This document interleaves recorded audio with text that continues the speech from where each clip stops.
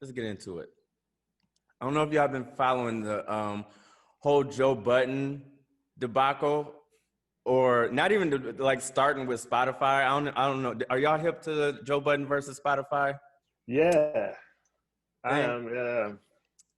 So, you know, Joe Budden, you know, leaves Spotify, giant corporation, and now all of a sudden, some accusations are resurfacing.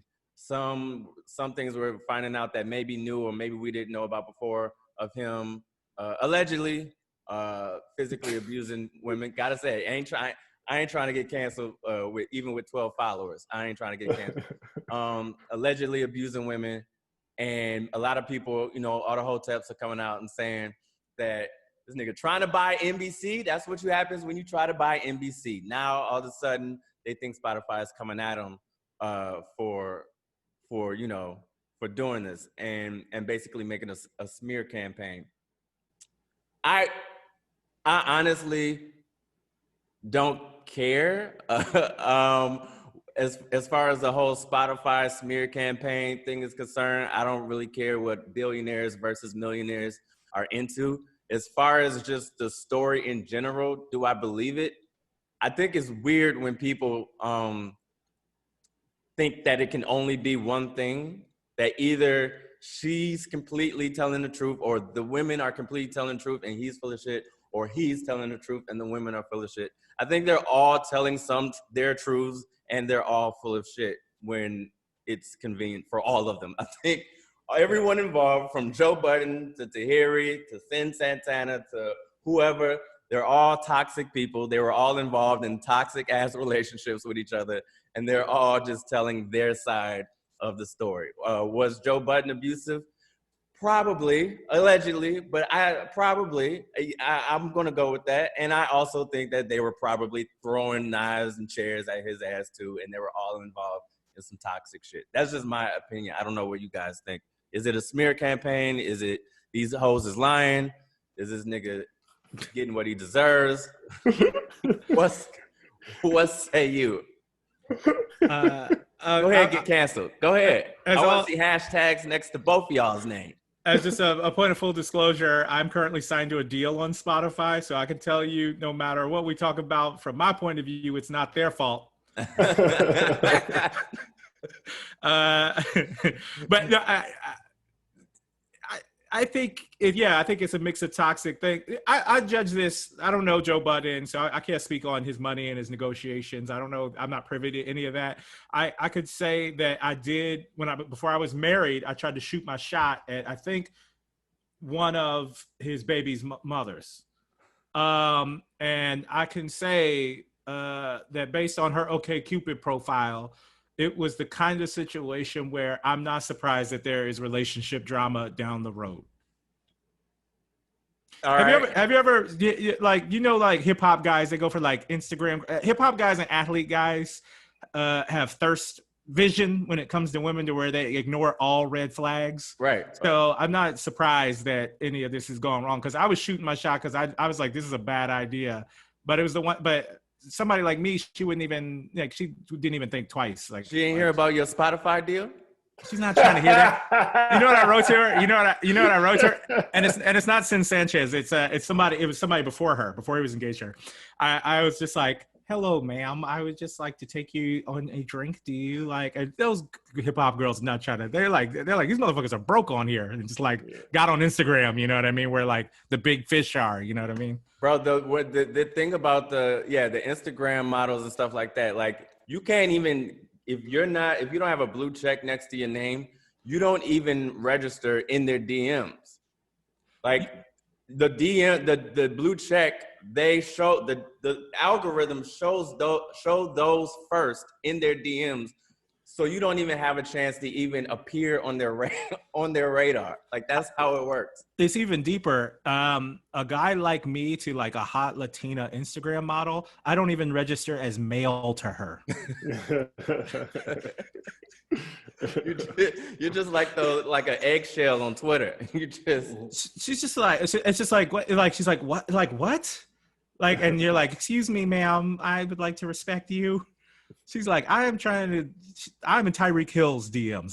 That is her mission. You know what I mean? It's just it's two ships passing in the night, man. So they treat you like you're selling Girl Scout cookies. So like, I'm sorry, I'm not. I'm not interested. Like I'm Jehovah's Witness. Yeah. So I'm on a diet, actually. I don't do broke niggas. So you think too, it's just basically like like toxic people doing toxic shit and just having this shit being seen.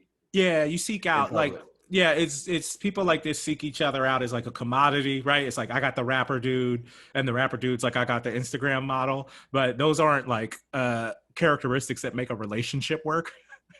Right. You know what I mean? Like being in a relationship with somebody is complicated. You know what I mean? So I'm not surprised when you see this kind of stuff. You know.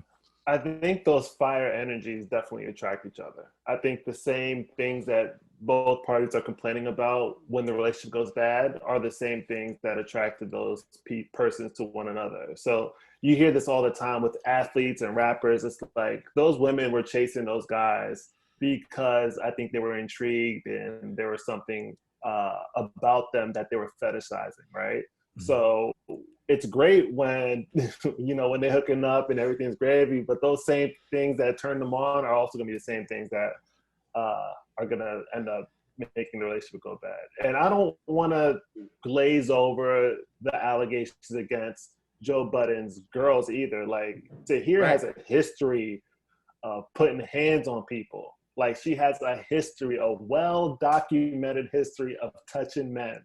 So, like, the audacity for anyone to hear this story and think, what did Joe do? Like, what?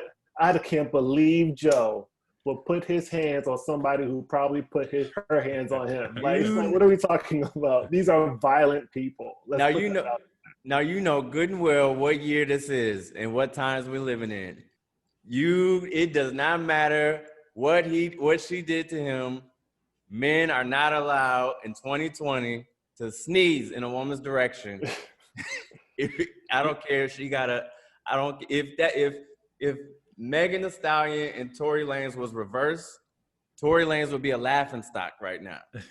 I get that. And I'm not an apologist. I'm not saying that there's anything that those women could have done to justify Joe putting his hands on them. But I feel like what's getting lost in the conversation is that violence is bad in relationships. Of course. Not violence against women. Violence is bad.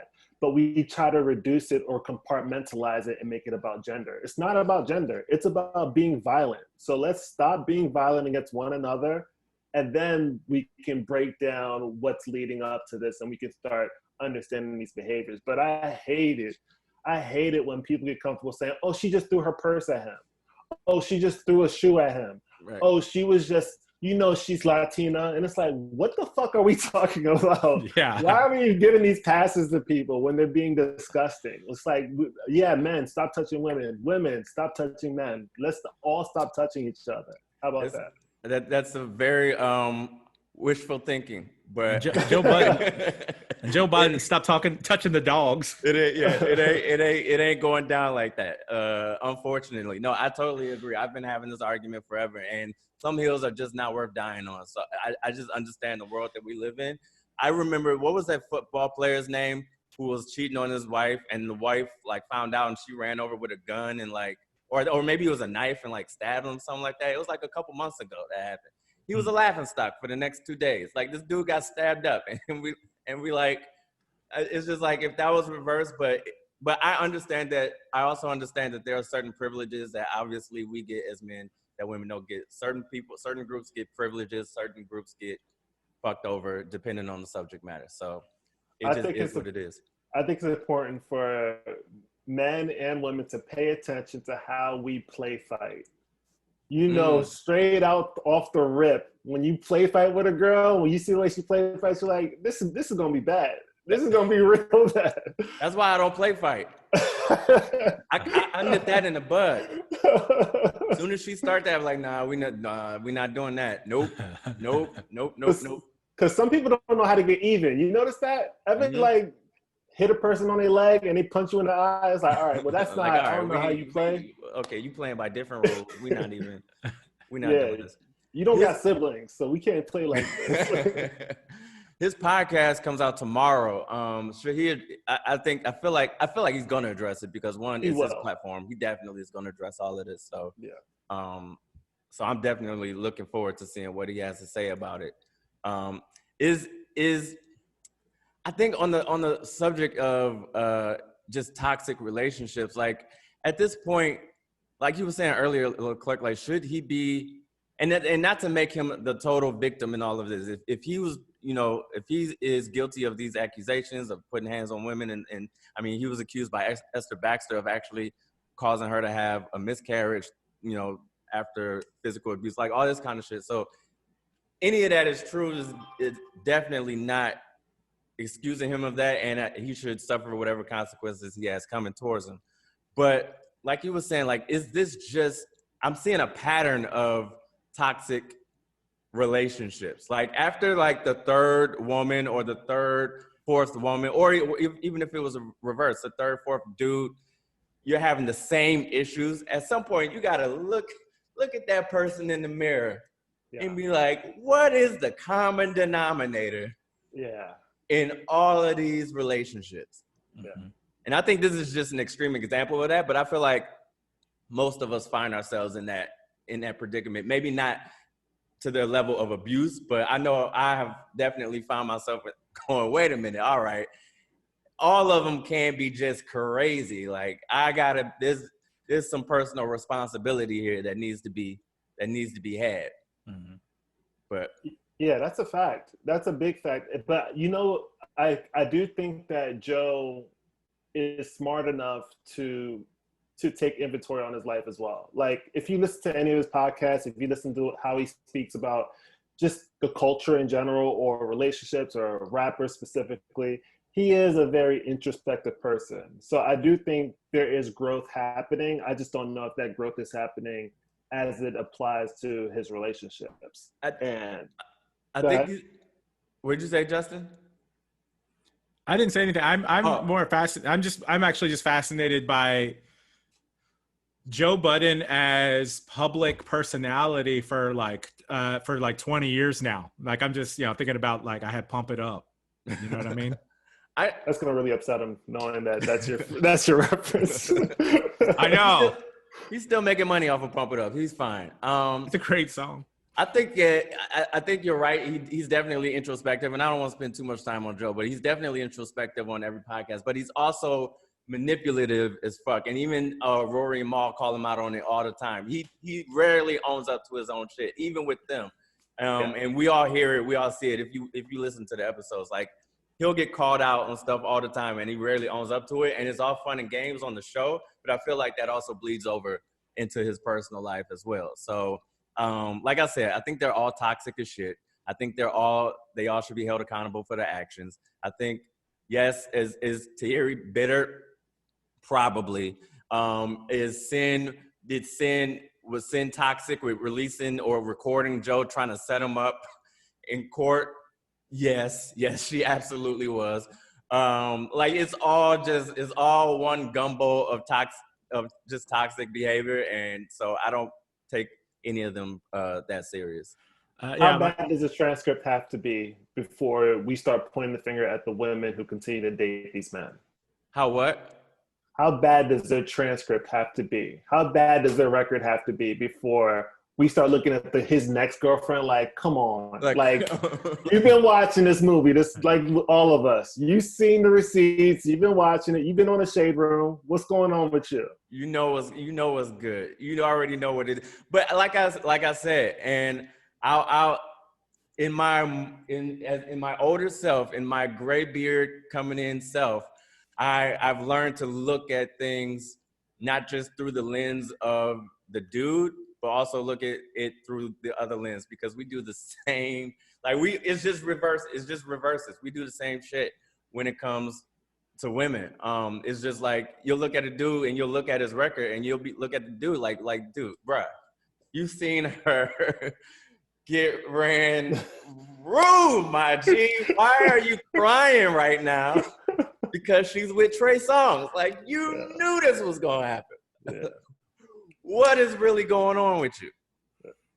It's just we we don't want to admit that we're attracted to very superficial and bullshit things until we grow out of that phase. With us, it's ass and titties and Instagram, whatever. And with women, it's, you know, the status and this and that and the third. And until you end up growing out of that phase, you just find yourself in very sticky predicaments.